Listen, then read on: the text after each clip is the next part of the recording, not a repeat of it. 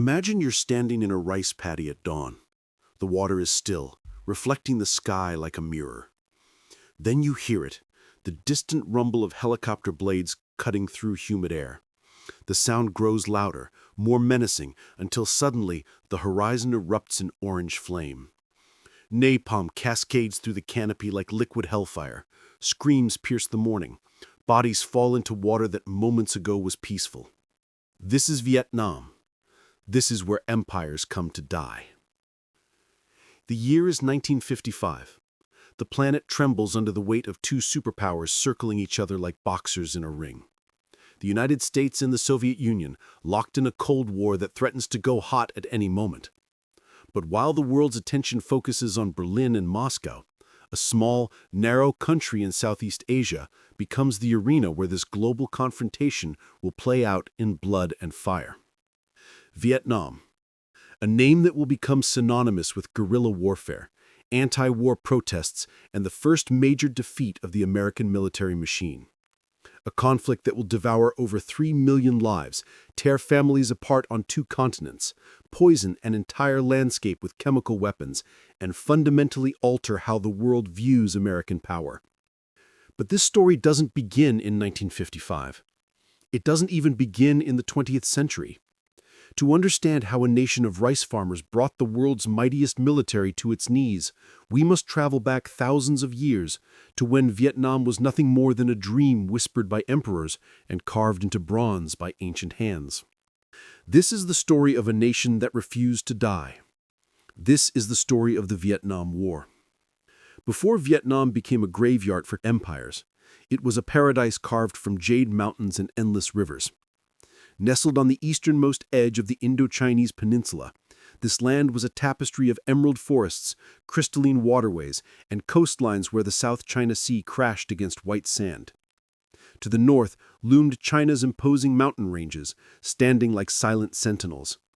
To the west lay the kingdoms of Laos and Cambodia, mysterious and ancient. To the east stretched the endless ocean. Vietnamese legend tells of Emperor Hung Vuong, a mythical ruler who governed this land with wisdom and divine authority. Under his reign, the Vietnamese unlocked secrets that would sustain their civilization for millennia. The art of wet rice cultivation, transforming swamplands into productive paddies. The mastery of bronze metallurgy, forging tools and weapons that gave them technological advantage over their neighbors. Emperor Hung and his descendants ruled for generations, establishing cultural traditions, spiritual beliefs, and a national identity that would prove nearly impossible to erase. But empires are built on the graves of kingdoms, and paradise is always temporary. In 257 BCE, thunder rolled down from the north. A Chinese general named Thuc Phan crossed the mountains with an army at his back. He swept through Vietnamese lands like a wildfire, overthrowing the last descendant of the Hung dynasty and unifying the fractured tribes under his iron fist. Thuc Phan established the Ko Loa citadel as his seat of power, a fortress whose walls whispered of Chinese influence and growing connections to the Middle Kingdom. Trade routes expanded, cultural exchanges flourished, and for a time, Vietnam prospered under this new order. But prosperity built on foreign domination is fragile, and the Vietnamese have never been a people to accept change willingly. In 111 BCE, 2 women rose from the Vietnamese heartland who would become legends etched into the soul of the nation. The Trung sisters, Trung Trak and Trung Nhi, were not content to watch their people bow to foreign masters. These warrior queens rallied an army and led a rebellion that swept across Vietnam like a monsoon storm. City after city fell to their forces. For a brief, glorious moment, Vietnam breathed free air once more. China could not allow this insult to stand. The Han dynasty dispatched armies, and despite Vietnamese resistance, the rebellion was crushed. The Trung sisters were captured and executed, but they didn't die. They transformed into martyrs, into symbols, into eternal flames that would inspire every Vietnamese patriot for the next 2,000 years. Vietnam fell under Chinese control. This occupation would last nearly a millennium, 1,000 years in chains. From 111 BCE to 938 CE, Vietnam existed as a province of various Chinese dynasties. But the Chinese weren't content with mere military occupation. They wanted to erase Vietnamese identity entirely. The Han rulers imposed Chinese language, customs, and laws with brutal efficiency. Buddhism and Taoism were introduced to replace indigenous beliefs. The occupiers sought to transform the Vietnamese into Chinese subjects, to absorb their culture and make it disappear into the vastness of the empire. But culture, like water, finds a way through cracks in stone. Vietnamese revolts erupted constantly throughout this thousand-year night. Each rebellion was crushed with savage violence, only to spark anew in another village, another province. The Chinese sent general after general to maintain order, but the fire of resistance never fully died. It merely smoldered, waiting for oxygen. That oxygen came in the form of a man named Ngo Quyen. In 938 CE, this brilliant Vietnamese commander faced a Chinese fleet at the Bac Dong River. Ngo Quyen knew he couldn't match Chinese firepower directly, so he used something more powerful: intimate knowledge of his homeland. He studied the tides, understood the currents, and when the moment was perfect, he orchestrated an ambush that sent the Chinese fleet to the bottom of the river. The water ran red with the blood of China's soldiers. This wasn't just a military victory, it was a resurrection. After 1,000 years of occupation, Vietnam was independent once more. Ngo Quyen established his own dynasty, and for the first time in living memory, the Vietnamese governed themselves.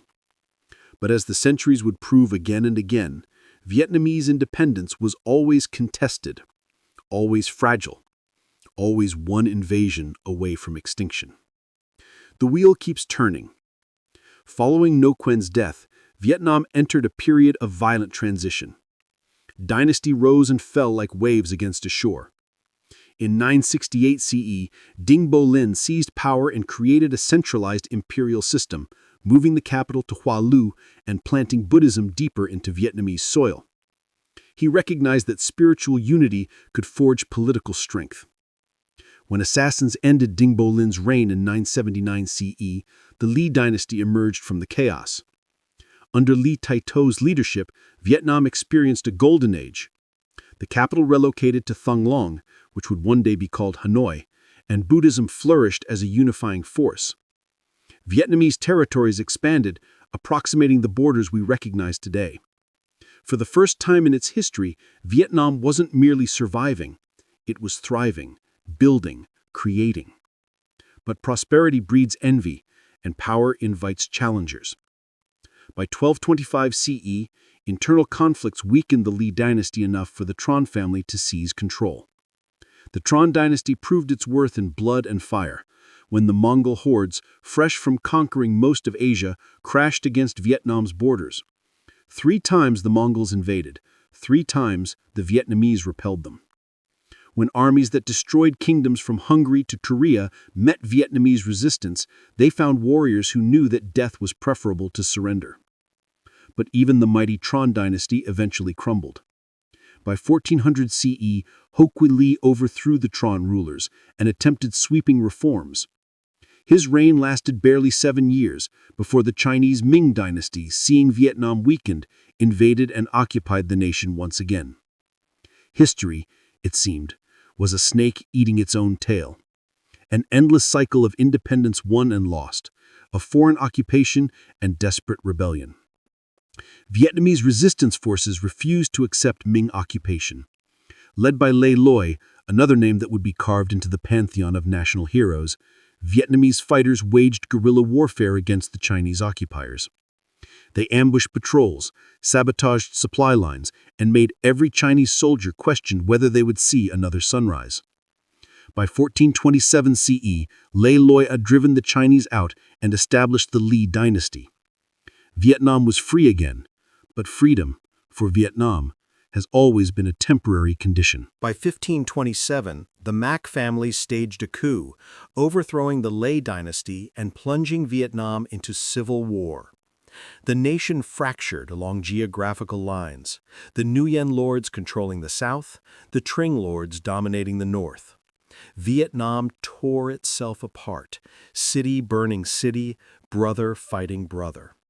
The land ran red with Vietnamese blood, spilled by Vietnamese hands.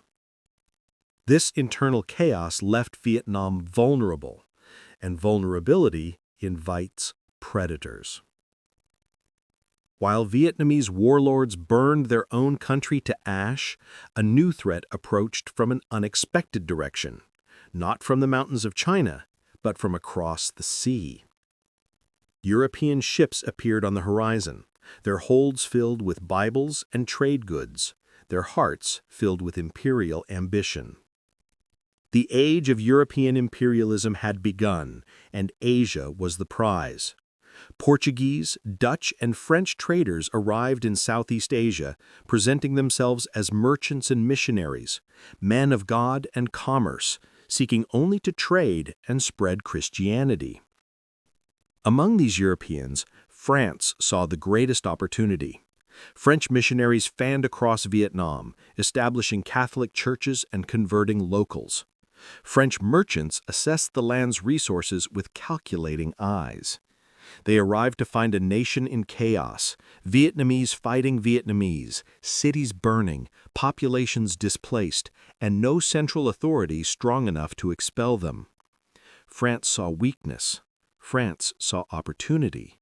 France saw a colony waiting to be claimed. In 1858, Emperor Napoleon III made his move. Under the pretext of protecting Catholic missionaries and French commercial interests, he ordered a full-scale military invasion. French forces landed in Da Nang, and what followed was a conflict that would fundamentally reshape Vietnamese history. The Vietnamese fought with everything they had: courage, desperation, and intimate knowledge of their land. But they were exhausted from decades of civil war, their armies fractured, their treasuries empty. Worse, they lacked the modern rifles, artillery, and warships that gave European militaries such devastating advantages.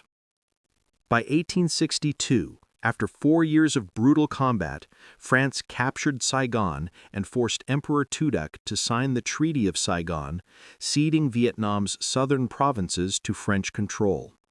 It was the first domino to fall. But France's appetite was insatiable. Britain controlled India and Burma, and France needed to establish its own colonial empire as a buffer and source of resources.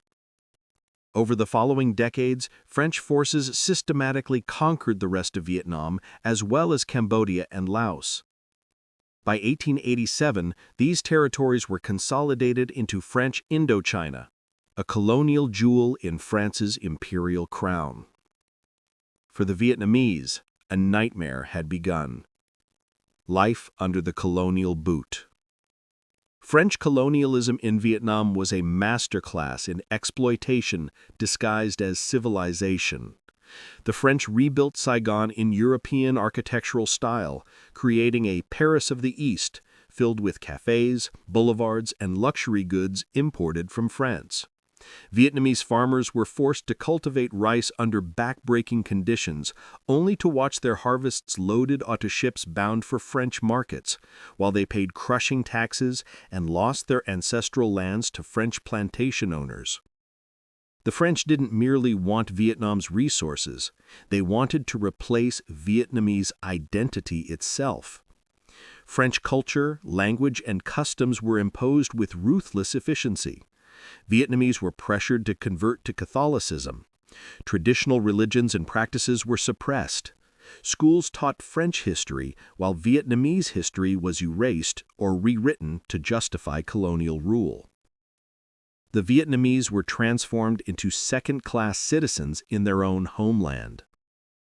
But as the Chinese had learned over 1,000 years earlier, the Vietnamese do not accept change gracefully. Rebellions began sprouting across the countryside like wildflowers after rain. Each uprising was brutally crushed by French military forces, but the resistance never fully died. Then, from this landscape of oppression and failed rebellions, one man emerged who would change the course of Vietnamese history forever. His name was Ho Chí Minh, and he would become the living embodiment of Vietnamese independence. Ho Chi Minh was born into a Vietnam already suffocating under French colonial rule. From childhood, he witnessed the suffering of his people. Farmers taxed into starvation, intellectuals imprisoned for speaking out, a proud civilization ground beneath a foreign boot. As a young student at the National Academy in Hue, he dared to criticize French colonial policies openly. He was expelled, but exile didn't silence him. It educated him. Ho Chi Minh traveled the world, spending time in the United States, living in Paris, working on ships, absorbing ideas. He studied political philosophy, revolutionary theory, and observed how other colonized peoples fought for independence. He witnessed racism firsthand, experienced poverty, and developed a worldview that combined nationalism with revolutionary ideology. When World War I ended in 1918, Ho Chi Minh saw hope in the Versailles Peace Conference. U.S. President Woodrow Wilson had championed the principle of self-determination, the idea that peoples should have the right to choose their own governments. Ho Chi Minh believed this principle applied to Vietnam as much as to European nations. He submitted a passionate 8-point petition to the conference, requesting basic rights for the Vietnamese people: freedom of the press, freedom of association, release of political prisoners, and legal equality. He wasn't even demanding immediate independence, just basic human rights and a voice in their own governance. The Western powers ignored him completely. Wilson, unwilling to antagonize France, a key American ally, dismissed Vietnam's suffering without a second thought. The colonial powers at Versailles divided the world among themselves, but colonized peoples had no seat at the table. This rejection radicalized Ho Chi Minh forever. If the democratic West wouldn't help, he would find allies elsewhere. He embraced communism, seeing in Marxist-Leninist ideology a framework for anti-colonial resistance and a pathway to independence. He joined the French Communist Party, then traveled to the Soviet Union and China, studying revolutionary tactics and building connections with other communist movements. When Ho Chi Minh returned to Vietnam in the 1940s, he was no longer just an idealistic young man. He was a hardened revolutionary with a plan. He founded the Viet Minh for Auguste Brown, Indochinese Communist Party in 1930, uniting workers, farmers, and intellectuals under a single banner: complete independence from French colonial rule. Ho Chi Minh called on the Vietnamese to take up arms. He knew that France would never voluntarily relinquish its colony. Only through organized resistance and guerrilla warfare could Vietnam achieve freedom. But France's military remained overwhelmingly powerful. The Indochinese Communist Party staged strikes and small-scale attacks, but they couldn't match French firepower. Then came World War II, and everything changed. World War II, a window of opportunity. In 1940, as Nazi Germany smashed through France and occupied Paris, the French colonial administration in Vietnam became critically vulnerable. Japan, seizing this opportunity to expand its own empire, invaded Vietnam. Though Japan allowed a puppet French regime to remain in nominal control, real power shifted to Tokyo. For Ho Chi Minh, this created both a crisis and an opportunity.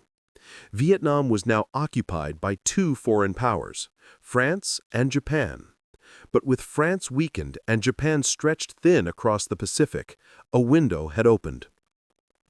In 1941, Ho Chi Minh made a strategic masterstroke. He formed the Viet Minh, short for Vietnam Độc lập Đồng Minh Hội, or the League for the Independence of Vietnam. This coalition united communists, nationalists, and anyone willing to fight for Vietnamese independence regardless of ideology. The Viet Minh had one clear goal: expel all foreign occupiers from Vietnam. Led by Ho Chi Minh and his brilliant military commander Vo Nguyen Giap, the Viet Minh waged guerrilla warfare against both Japanese and French forces. They operated from bases in remote mountains and dense jungles, striking fast and disappearing before the enemy could respond. These tactics frustrated the occupiers and built the Vietnamese reputation as fierce, disciplined, and impossible to defeat through conventional military means. When World War II ended in September 1945 with Japan's sudden surrender, the Viet Minh moved with lightning speed. They seized control of Hanoi and other major cities before any other power could establish control. On September 2, 1945, Ho Chi Minh stood before a massive crowd in Bao Dinh Square and declared Vietnam's independence. His speech deliberately echoed the American Declaration of Independence. All men are created equal. They are endowed by their Creator with certain inalienable rights. Among these are life, liberty, and the pursuit of happiness. The crowd erupted in joy. After decades of French colonialism and Japanese occupation, Vietnam was finally, truly free. The long nightmare was over. Or so they believed. The French return. The First Indochina War begins. France had other plans. Despite being devastated by World War II, despite losing its capital to Nazi occupation, despite its weakened military, France was not prepared to relinquish its colonial jewel in Southeast Asia. French Indochina had been too valuable, too prestigious, too integral to French national identity. As France recovered from the war, it prepared to reclaim Vietnam by force. Initial negotiations with Ho Chi Minh and the Viet Minh went nowhere. France refused to recognize Vietnamese independence, and Ho Chi Minh refused to accept anything less. In December 1946, France made its intentions brutally clear. French forces launched a massive assault on the port city of Haiphong, bombarding it with naval artillery. The attack killed over 2,000 Vietnamese civilians in a single day. Men, women, children, entire families obliterated to send a message. The message was received. This was war. France deployed over 190,000 troops to Vietnam, including colonial soldiers from Senegal, Algeria, and Morocco. These forces were equipped with modern rifles, artillery, tanks, and air support. They quickly recaptured major cities like Hanoi and Saigon, confident they could crush the Viet Minh within months and restore colonial order. But they had gravely, catastrophically underestimated their enemy. The Viet Minh numbered only about 50,000 fighters, mostly farmers, villagers, and workers with minimal military training. They couldn't match French firepower in the open battle. They didn't have tanks or warplanes. Many didn't even have proper rifles. But they had something more powerful. They were fighting for their homes, their families, and their freedom. And they had Vo Nguyen Giap. General Giap understood that conventional warfare would be suicide. Instead, he employed guerrilla tactics refined over years of fighting the Japanese. Viet Minh fighters would ambush French patrols on jungle paths, sabotage supply convoys, destroy bridges, and disappear into the mountains before reinforcements arrived. They made every French soldier feel hunted, made every jungle path potentially lethal, made every sunrise uncertain. France found itself fighting an enemy it couldn't see, couldn't predict, and couldn't defeat. The Vietnamese knew every trail, every cave, every river crossing. The jungle itself became their ally. Meanwhile, Ho Chi Minh waged a parallel war for hearts and minds. He preached against colonialism, redistributed land seized from rich landlords to poor peasants, and framed the conflict as a sacred struggle for national survival. The Viet Minh's popularity among rural Vietnamese swelled dramatically. By 1949, the geopolitical landscape shifted dramatically in the Viet Minh's favor. The Chinese Civil War ended with communist victory, and the newly established People's Republic of China immediately recognized Ho Chi Minh's government. China began supplying weapons, ammunition, and military advisors through mountain routes in Lao Cai and Lang Son. With Chinese support, the Viet Minh transformed from a guerrilla movement into a formidable military force. By 1950, they had grown to nearly 100,000 disciplined soldiers. Across the ocean, the United States watched with growing alarm. Initially, some American officials sympathized with Vietnam's independence struggle. The United States, after all, had fought its own war against colonial rule. But by 1950, the Cold War had frozen the world into two camps, communist and capitalist. And nuance was a luxury no one could afford. China had fallen to communism in 1949. The Korean War had erupted in 1950, with communist North Korea invading South Korea. To Americanize, communism wasn't just an ideology. It was a plague spreading across Asia, and it had to be contained. President Harry Truman faced choice: support French colonialism in Vietnam, or risk another nation falling to communism. He chose containment over principles. In 1950, the United States began providing financial and military aid to France, starting with $15 million and escalating from there. What had begun as a colonial conflict was now a proxy war between superpowers. France fought to maintain its empire. Ho Chi Minh fought for independence.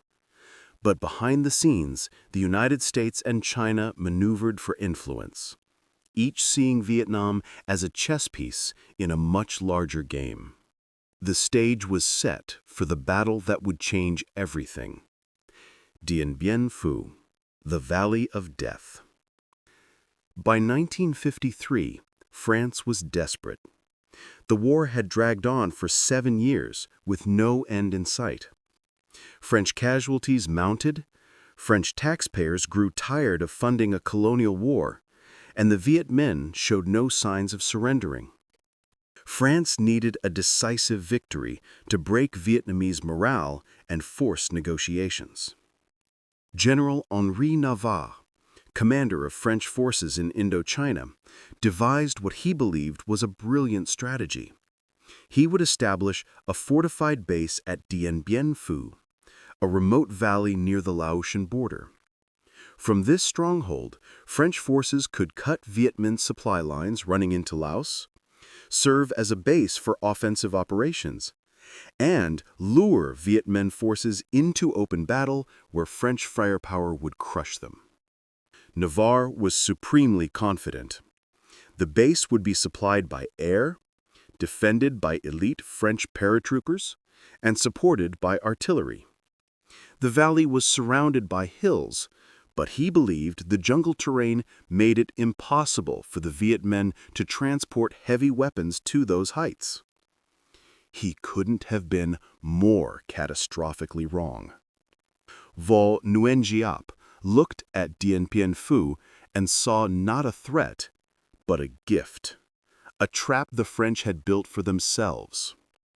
He mobilized 40,000 troops and, in one of history's most impressive logistical achievements, orchestrated the movement of heavy artillery through dense jungle and up steep mountainsides. Vietnam soldiers, many of them farmers and villagers, hauled massive guns piece by piece through terrain French military experts had deemed impassable. They dragged 105mm howitzers up mountainsides using ropes and sheer human determination. They transported ammunition, built fortified positions, and camouflaged everything so thoroughly that French reconnaissance flights detected nothing. When the preparations were complete, General Giap had the French surrounded. Artillery positioned on the hills overlooking the valley, infantry blocking every land route, anti-aircraft guns ready to shoot down supply planes. The French were trapped in a killing zone of their own making. On March 13, 1954, General Giap gave the order to attack. Artillery fire rained down on Dien Bien Phu from every direction simultaneously. French positions, which were supposed to be invulnerable, exploded under the barrage. The airstrip was destroyed in the first hours, cutting off aerial resupply and evacuation. French troops fought with desperate courage, But they were doomed from the moment the first shell fell. For 56 agonizing days, the siege continued. Artillery pounded French positions day and night. Viet Minh infantry launched wave after wave of assaults. French soldiers ran low on ammunition, food, and medical supplies. Wounded men lay in mud, waiting for medical attention that never came. The monsoon rains turned the valley into a swamp of blood and excrement. By May 7, 1954, over 9,000 French soldiers, wounded, exhausted, and out of ammunition, surrendered. The French flag was lowered. Dien Bien Phu had fallen. The news sent shockwaves around the world. A European colonial power, equipped with modern weapons and air support, had been utterly defeated by a guerrilla army from a backward nation. The psychological impact was devastating. France's will to continue the war shattered. There was no choice but to negotiate peace. Geneva, 1954. Peace or just a pause? On July 21, 1954, after months of negotiations, the Geneva Accords were signed, officially ending the First Indochina War. The agreement granted Vietnam independence and required all foreign military forces to withdraw. But there was a catastrophic provision that would sow the seeds of the next war. Vietnam would be temporarily divided at the 17th parallel. North Vietnam, controlled by Ho Chí Minh and the Viet Minh, would have a communist government. South Vietnam, under former Emperor Bao Dai, soon to be replaced by Ngo Dinh Diem, would have a Western-aligned government. The division was supposed to be temporary. Nationwide elections scheduled for July 1956 would reunify the country under a single government chosen by the people. Ho Chí Minh reluctantly accepted the agreement.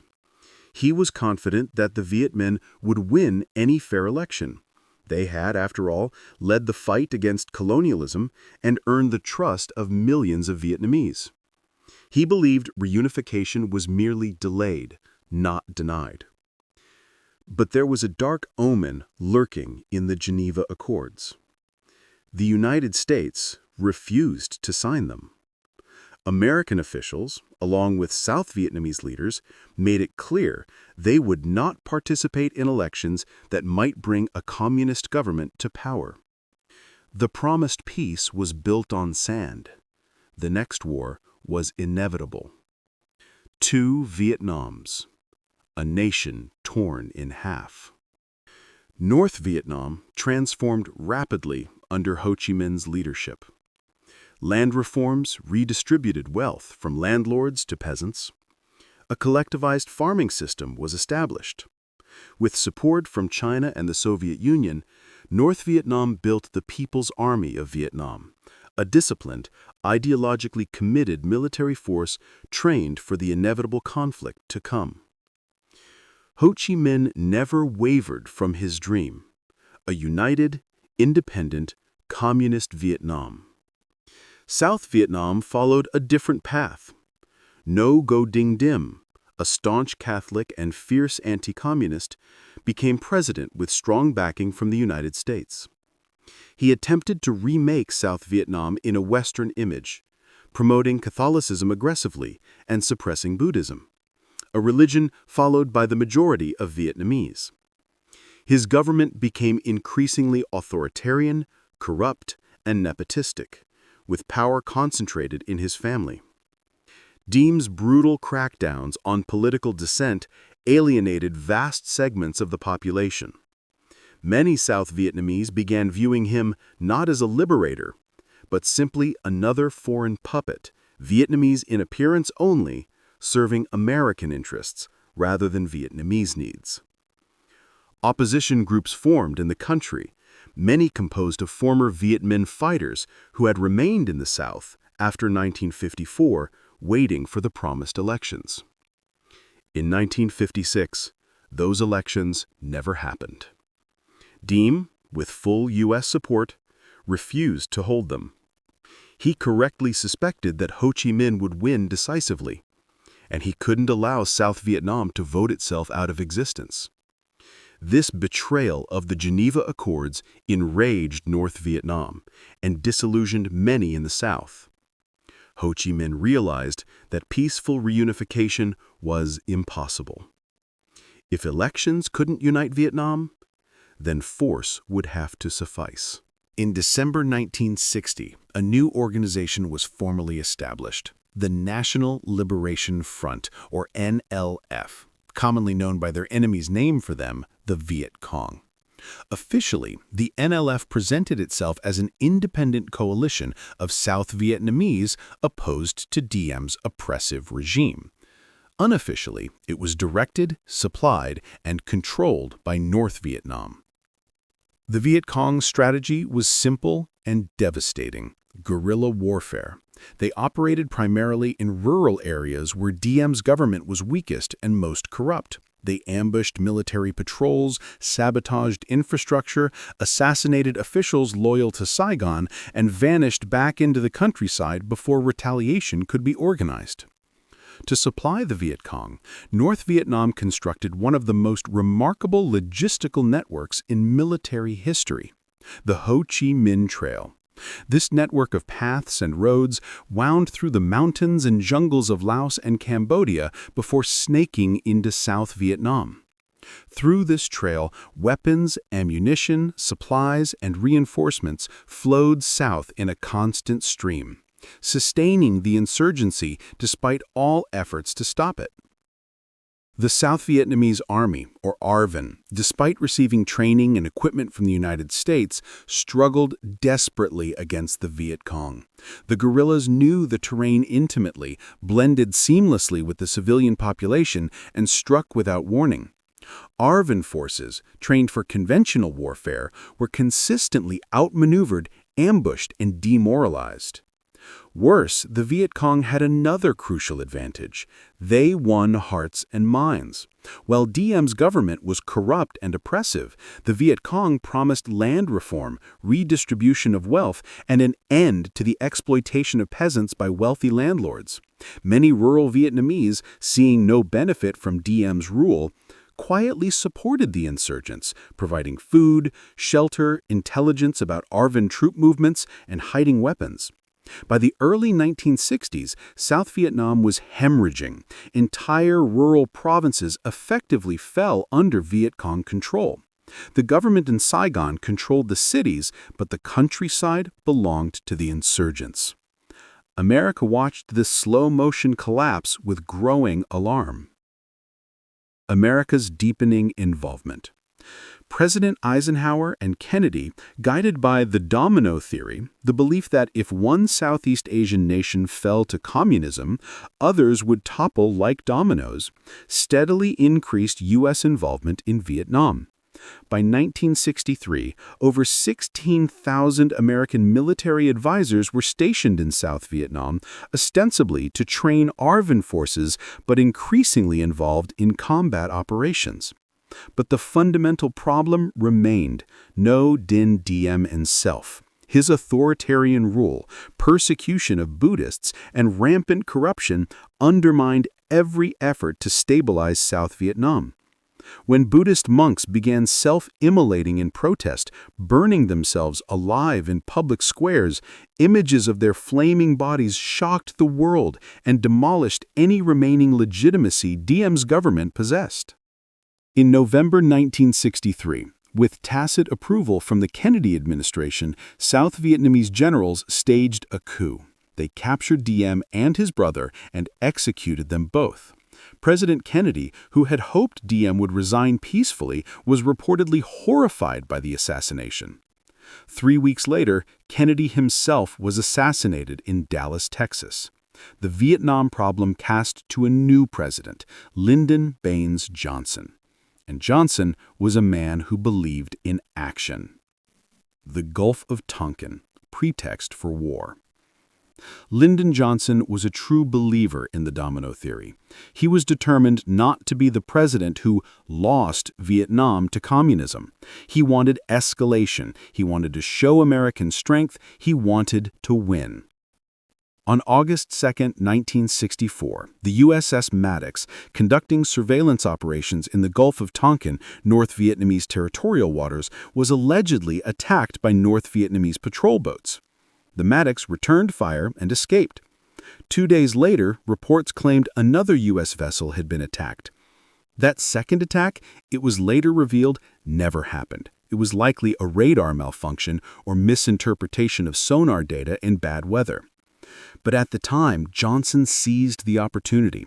He addressed the nation, claiming that American forces had been subjected to unprovoked aggression in international waters.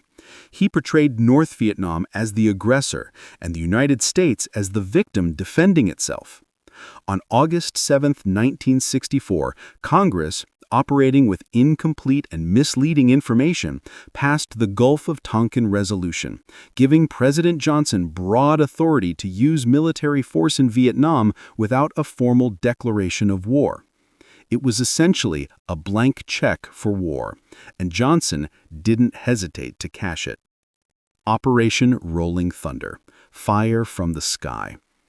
By February 1965, Viet Cong forces attacked U.S. military installations in South Vietnam, killing American soldiers. Johnson decided the time for restraint had passed.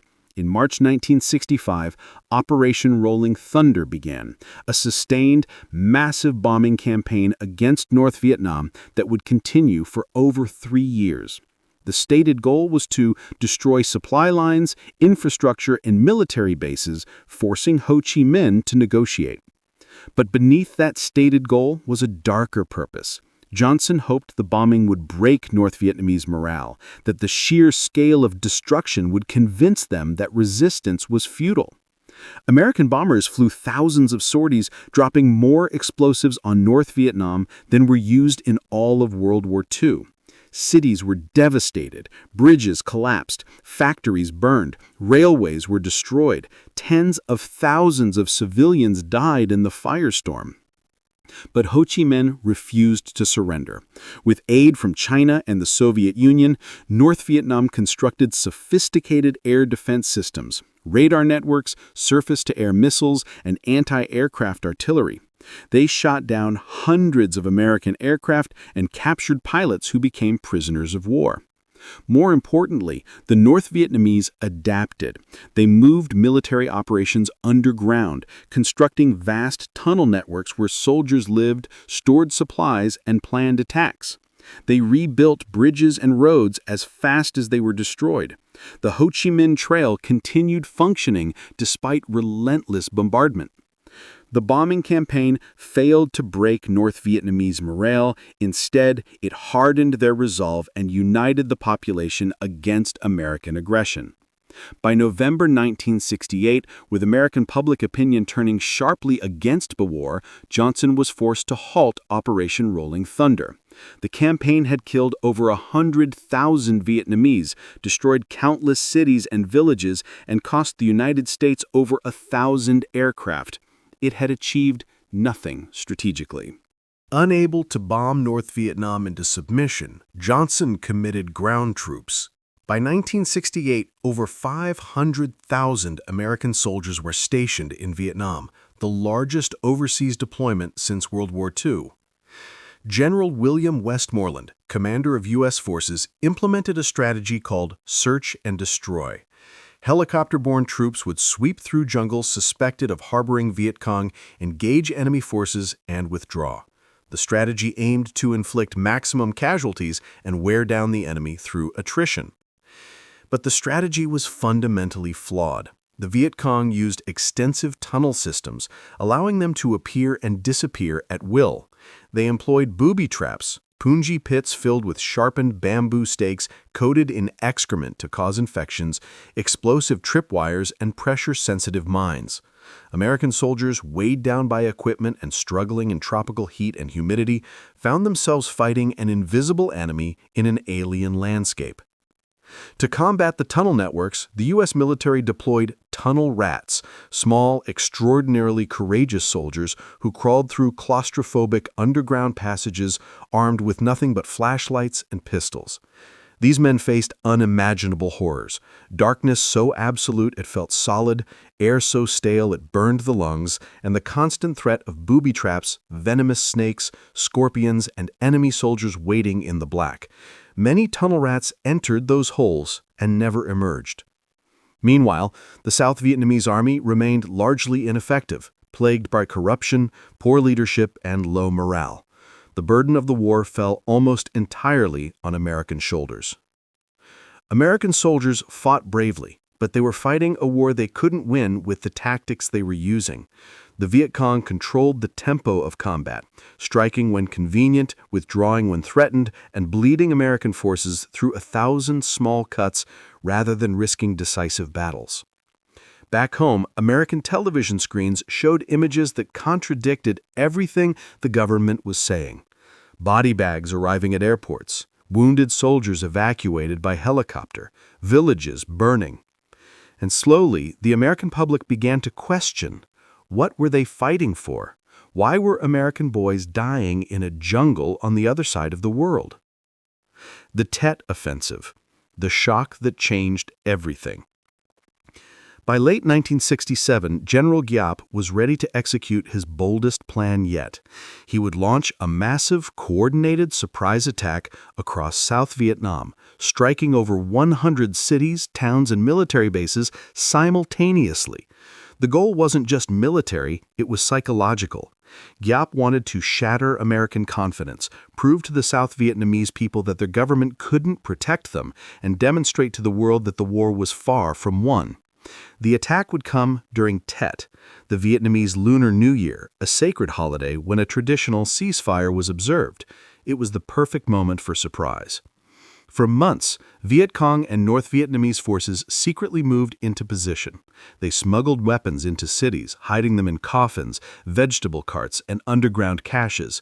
They infiltrated Saigon itself, blending with the civilian population. Over 85,000 fighters prepared for simultaneous strikes across the country. On the night of January 30th, 1968, the hammer fell. Viet Cong forces attacked everywhere at once. In Saigon, a suicide squad assaulted the American embassy, blasting through the outer walls and fighting inside the compound for hours. Throughout the city, guerrillas engaged U.S. and ARVN forces in street battles. In Hue, North Vietnamese troops captured the ancient imperial capital and held it for weeks in brutal urban warfare. Across South Vietnam, cities that Americans thought were secure erupted in violence. The attacks were coordinated, devastating, and completely unexpected. U.S. forces, caught off guard, scrambled to respond. In Saigon, military police and Marines fought to retake the embassy. In Hue, American forces went house to house in some of the war's bloodiest fighting, reducing much of the city to rubble in the process of liberating it. Militarily, the Tet Offensive was ultimately a failure for North Vietnam. Viet Cong forces suffered massive casualties, over 45,000 killed, and lost most of the territory they initially captured. The anticipated popular uprising in South Vietnam never materialized. By the end of February, U.S. and ARVN forces had regained control. But military victory was strategically irrelevant. General Giap had been correct about the psychological impact. For years, the American government and military had assured the public that the war was being won, that the enemy was weakening, that victory was on the horizon. Then suddenly, the enemy attacked the U.S. Embassy in Saigon. They attacked everywhere simultaneously. They demonstrated that nowhere in South Vietnam was truly secure. Walter Cronkite, America's most trusted news anchor, traveled to Vietnam after Tet and upon returning delivered a broadcast that changed history. It seems now more certain than ever that the bloody experience of Vietnam is to end in a stalemate. When President Johnson watched that broadcast, he reportedly said, "If I've lost Cronkite, I've lost Middle America." He was right. Public opinion turned decisively against the war. If the most trusted journalist in America said the war was unwinnable, then it must be true. Anti-war protests exploded across the United States with unprecedented intensity. The home front exploded. The Tet Offensive shattered American illusions about the war, and the anti-war movement transformed from a fringe element to a mass movement that could no longer be ignored. On college campuses across America, students walked out of classes, occupied administration buildings, and demanded their universities cut ties with the military-industrial complex. At the University of California, Berkeley, Columbia, and dozens of other schools, students clashed with police and National Guard troops. The draft became a flashpoint of rage. The Selective Service was drafting young men, many barely out of high school, to fight in a war they didn't believe in. Worse, the draft was demonstrably unfair. Wealthy young men could obtain deferments through college enrollment or family connections. Working class and minority youth had no such options. They were sent to Vietnam in disproportionate numbers while the privileged stayed home. Draft card burnings became acts of defiance. Young men publicly destroyed their draft cards and declared they would not serve, accepting prison rather than participation in what they saw as an immoral war. Influential figures joined the protests. Dr. Martin Luther King Jr., in his famous Beyond Vietnam speech at Riverside Church in New York, denounced the war as a moral catastrophe that was diverting resources from fighting poverty and racism at home. He called the U.S. government the greatest purveyor of violence in the world today. Muhammad Ali, the world heavyweight champion, refused induction into the military, declaring, "I ain't got no quarrel with the Viet Cong. No Viet Cong ever called me nigger." The government stripped him of his boxing titles, banned him from fighting, convicted him of draft evasion, and sentenced him to prison. Though his conviction was later overturned, Ali's stance inspired millions who saw his sacrifice as heroic resistance. In August 1968, the Democratic National Convention in Chicago became a battleground. Thousands of protesters gathered outside demanding an end to the war. Chicago police, under orders from Mayor Daley, attacked protesters with clubs and tear gas. Television cameras captured the violence, and America watched police beating its own citizens in the streets. The protesters chanted, "The whole world is watching." And it was. By March 31, 1968, President Lyndon Johnson faced political extinction. His approval ratings had collapsed. Members of his own party were calling for his resignation. The war had consumed his presidency. In a televised address, Johnson stunned the nation. "I shall not seek and I will not accept the nomination of my party for another term as your president." The war had destroyed him. But the war itself was far from over. Richard Nixon won the 1968 presidential election promising peace with honor. He claimed to have a secret plan to end the war, though he never specified what that plan entailed. Once in office, Nixon's strategy became clear: Vietnamization.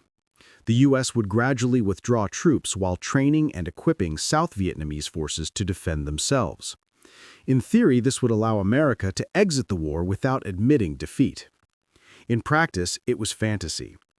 The ARVN had been receiving U.S. training and equipment for years and remained ineffective, plagued by corruption and poor morale. Nevertheless, Nixon began withdrawing troops. By June 1969, he pulled out 25,000 soldiers. Over the next 2 years, over 350,000 troops returned home. The goal was complete withdrawal by 1973. But Nixon also escalated the war secretly. In March 1969, he authorized Operation Menu, a massive bombing campaign targeting Viet Cong sanctuaries in Cambodia and Laos. The bombings were kept secret from Congress and the American public because Cambodia and Laos were officially neutral. Over the next 4 years, the U.S. dropped over 2.7 million tons of bombs on Cambodia and Laos, more than was dropped on Japan during all of World War II. Thousands of civilians were killed, the countryside was devastated, and the Ho Chi Minh Trail continued functioning anyway. When news of the secret bombings leaked in 1970, public outrage intensified. Nixon had promised to end the war, but he was expanding it. Kent State, the day America shot its children. On May 1, 1970, students at Kent State University in Ohio began peaceful protests against Nixon's expansion of the war into Cambodia. They felt betrayed. Nixon had promised peace, but was delivering more war. Governor James Rhodes declared a state of emergency and called in the Ohio National Guard. On May 4th, hundreds of students gathered for a peaceful demonstration. What happened next shocked the world. National Guard troops armed with M1 rifles faced the protesters. Tension escalated. Some students threw rocks. Then, without warning, guardsmen opened fire. For 13 seconds, rifle fire echoed across campus. 4 students were killed: Allison Krauss, Jeffrey Miller, Sandra Scheuer, and William Schroeder. 9 others were wounded, some permanently paralyzed. One of the dead students, Jeffrey Miller, wasn't even protesting. He was walking to class. His body lay on the pavement as a fellow student, Marianne Vecchio, knelt beside him screaming in anguish. The photograph of that moment became one of the most iconic images of the Vietnam era. The Kent State shootings ignited a firestorm. Over 4 million students across America went on strike, the first and only nationwide student strike in American history. Hundreds of universities shut down. The country teetered on the edge of civil unrest. Nixon called the student protesters bums. His contempt for the anti-war movement was absolute. But the movement was no longer stoppable. The Pentagon Papers, the government's lies exposed. In June 1971, the New York Times began publishing excerpts from a classified study titled Report of the Office of the Secretary of Defense Vietnam Task Force, better known as the Pentagon Papers.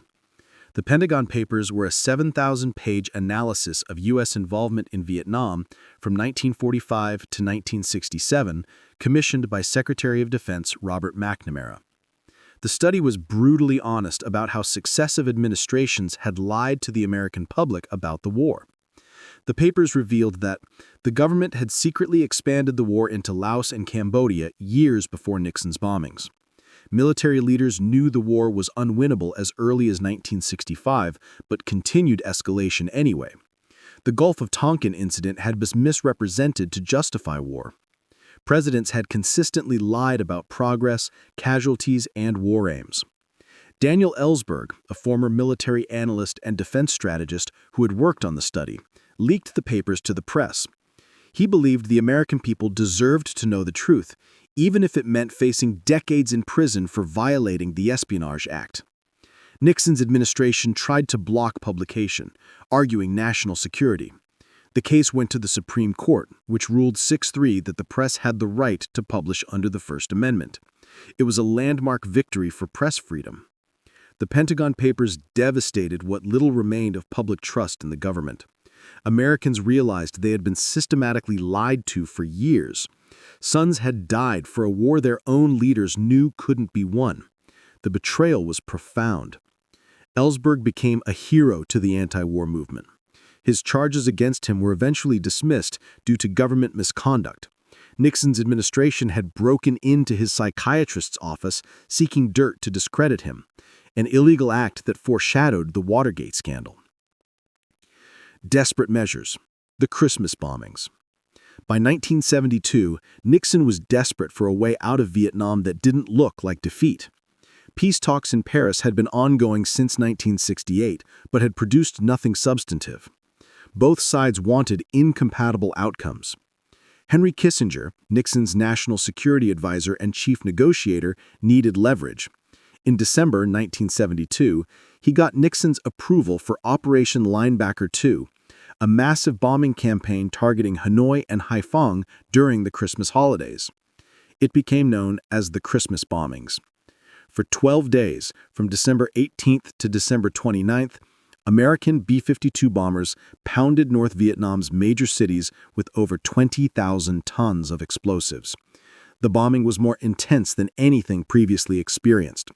Hanoi's hospitals, power plants, railways, and ports were destroyed. Residential neighborhoods were hit. Over 1,600 civilians died. Internationally, the bombings were condemned as barbaric. Even American allies criticized the attacks. But Nixon and Kissinger were unmoved. They needed North Vietnam at the negotiating table. The strategy worked at a terrible cost. By December 30, with Hanoi in ruins and infrastructure devastated, North Vietnamese leaders agreed to resume negotiations. On January 27, 1973, the Paris Peace Accords were signed. The agreement stipulated an immediate ceasefire throughout Vietnam, withdrawal of all U.S. military forces within 60 days, release of all American prisoners of war, recognition of the 17th parallel as a temporary dividing line, Vietnam's future to be determined through free elections. Both sides would refrain from sending troops or supplies across the border. For Nixon and Kissinger, it was peace with honor. The United States was leaving Vietnam without admitting defeat. American POWs would come home. Nixon could claim diplomatic victory. For South Vietnam, it was a death sentence barely delayed. Henry Kissinger and Le Duc Tho, North Vietnam's chief negotiator, were awarded the Nobel Peace Prize for negotiating the accords. Le Duc Tho refused to accept it, correctly noting that there was no actual peace in Vietnam. By March 1973, the last American combat troops left Vietnam. After nearly 2 decades of involvement, over 58,000 American dead, hundreds of thousands wounded, and billions of dollars spent, the United States was finally out. But for Vietnam, the war was far from over. The final act, the fall of Saigon. With American forces gone, South Vietnam stood alone. The Paris Peace Accords might as well have been toilet paper for all the weight they carried. North Vietnam had no intention of respecting the agreement. Throughout 1973 and 1974, skirmishes continued across South Vietnam. The ARVN remained ineffective. Corruption continued. Morale was abysmal. Soldiers deserted in growing numbers. In North Vietnam, military leaders prepared for the final offensive. They spent months stockpiling supplies, moving troops south, and positioning forces for a massive assault. By early 1975, they were ready. In March 1975, North Vietnamese forces launched the Ho Chí Minh Campaign, a full-scale invasion of South Vietnam. The assault began in the Central Highlands with the capture of Ban Mae Thuột. The ARVN's defenses collapsed almost immediately. President Nguyen Van Thieu, panicking, made a catastrophic decision.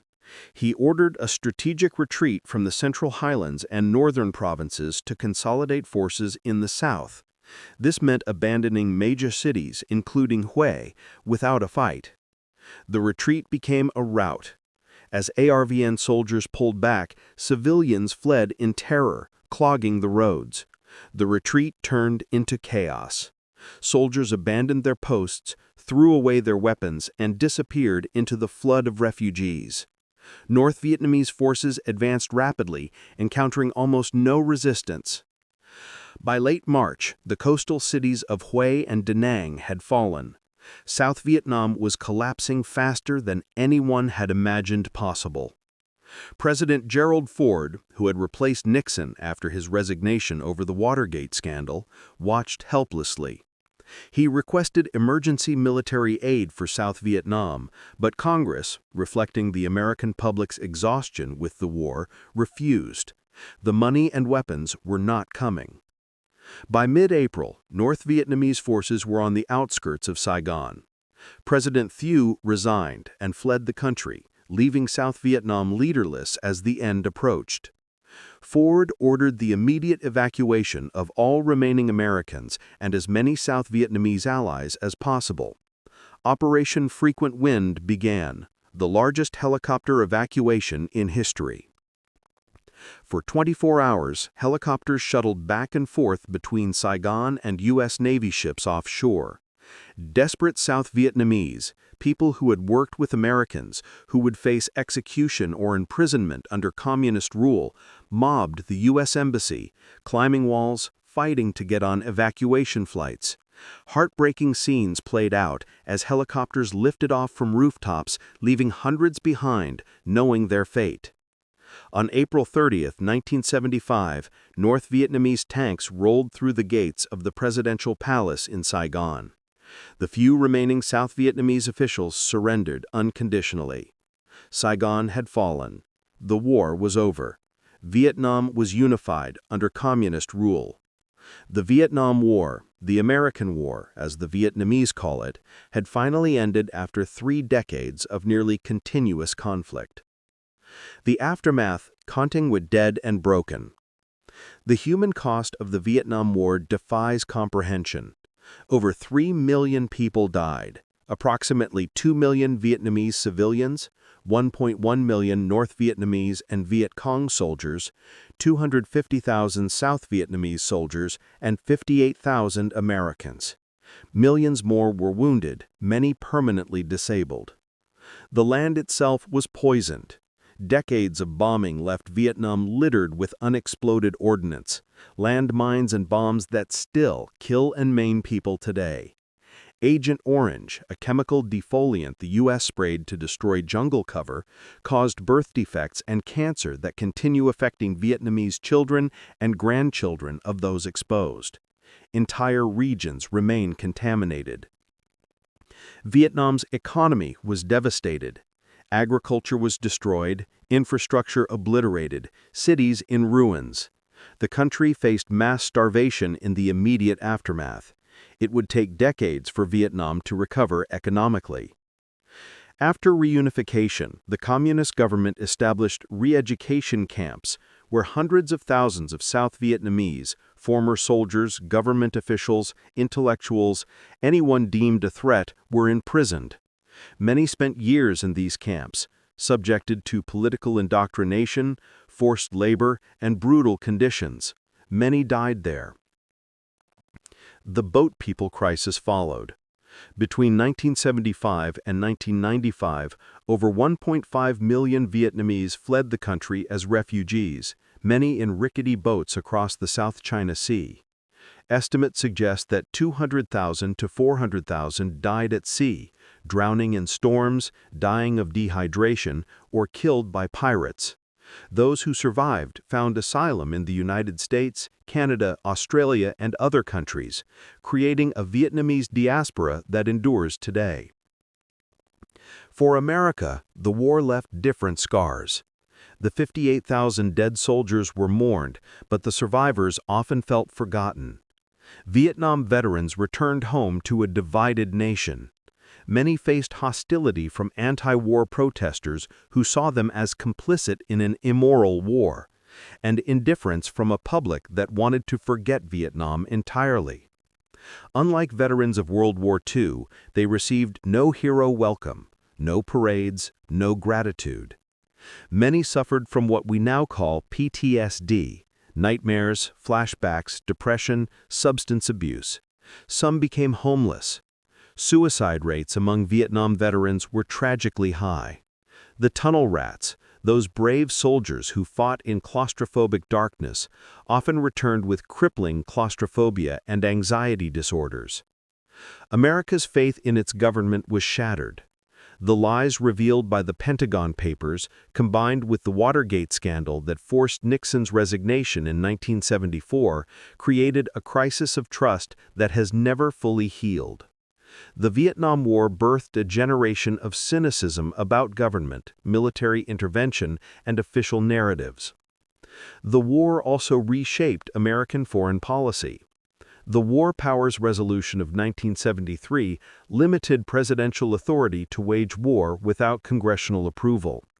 The Vietnam Syndrome, a reluctance to commit U.S. forces to foreign conflicts, influenced American military strategy for decades.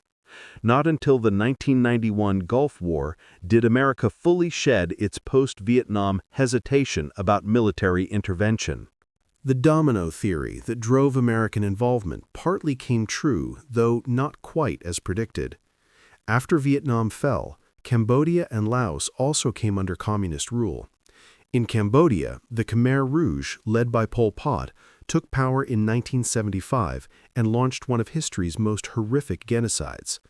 In an attempt to create an agrarian communist utopia, the Khmer Rouge forcibly evacuated cities, abolished money and private property, and systematically murdered intellectuals, professionals, and anyone associated with the old regime. Between 1975 and 1979, approximately 1.7 to 2 million Cambodians, nearly a quarter of the population, died from execution, starvation, or disease. Vietnam itself, ironically, ended the Cambodian genocide by invading Cambodia in 1979 and toppling the Khmer Rouge regime. The invasion sparked a brief war with China, Cambodia's ally, but Vietnam prevailed. Laos fell to communist control in 1975, establishing the Lao People's Democratic Republic, which remains in power today. Thailand, Malaysia, Singapore, Indonesia, and the Philippines did not fall to communism, suggesting the domino theory was overstated. But the cost of containing communism in Vietnam was staggering. Legacy, what did it all mean? The Vietnam War proved that military superiority doesn't guarantee victory. The United States possessed overwhelming firepower, advanced technology, air supremacy, and vastly more resources than North Vietnam. Yet it lost. Why? Because the United States was fighting for a political abstraction, containing communism, while the Vietnamese were fighting for their homeland, their independence, their survival. No amount of bombs could overcome that fundamental asymmetry of motivation. The war also demonstrated the power of guerrilla warfare against conventional military forces. The tactics developed by von Wengiap, hit-and-run attacks, ambushes, blending with the civilian population, using terrain as a weapon, became a blueprint for insurgencies worldwide. Future conflicts in Afghanistan, Iraq, and elsewhere would see similar strategies employed against superior military forces. For Vietnam, the war was simultaneously a victory and a tragedy.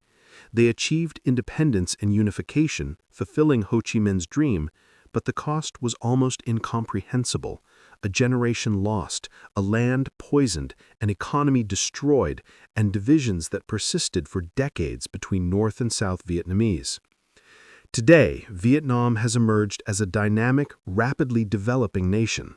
Its economy grows steadily, its cities buzz with energy, and it has become a major manufacturing hub. Remarkably, despite decades of war against the United States, Vietnam now maintains friendly relations with America, prioritizing economic partnership over historical grievances. The Vietnamese people demonstrated resilience beyond measure. They survived Chinese occupation, French colonialism, Japanese invasion, American bombing, and civil war, emerging from each catastrophe to rebuild and persevere. The Memorial. In Washington, D.C., the Vietnam Veterans Memorial stands as a stark black granite wall inscribed with 58,318 names, every American who died in the war. Designed by Maya Lin, the memorial is deliberately non-heroic, non-triumphant. It's a wound in the earth, a scar acknowledging loss without glorifying war. Visitors touch the names, leave flowers, photographs, letters. Some search for friends who never came home. Some leave dog tags. Some weep. The memorial doesn't celebrate victory because there was no victory. It doesn't glorify war because the war was inglorious. It simply remembers. And perhaps that's all we can do. Remember the 3 million dead. Remember the lies that sent them to die. Remember the courage and suffering on all sides. Remember that the human cost of war always exceeds our ability to justify it. Final reflection.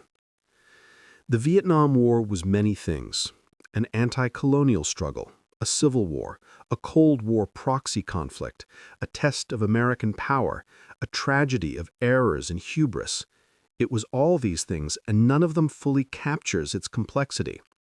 What remains undeniable is this: a small Southeast Asian nation, armed primarily with determination and willing to endure unimaginable suffering, defeated the most powerful military on earth. The jungles of Vietnam absorbed the blood of millions, and those jungles remember. Ho Chi Minh didn't live to see his dream realized. He died in 1969, 6 years before reunification. But his vision endured, carried forward by those who believed that independence was worth any price. Was it worth the 3 million dead? The poisoned land? The decades of suffering? These are questions each person must answer for themselves. What we know is this: the Vietnam War changed history. It reshaped American foreign policy, ended the myth of American military invincibility, inspired anti-war movements worldwide, and proved that even superpowers have limits.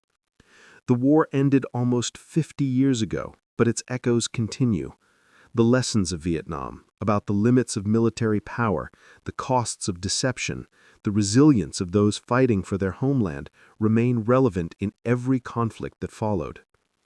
As the last veterans age and pass away, as the physical scars on Vietnam's landscape slowly heal, the question remains: did we learn anything? Or will future generations make the same mistakes, fight the same unwinnable wars, and count their own dead in millions?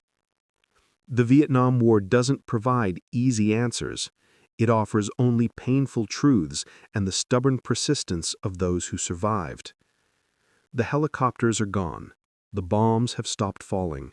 The jungles have regrown over the graves. But the war, in memory and consequence, will never truly end.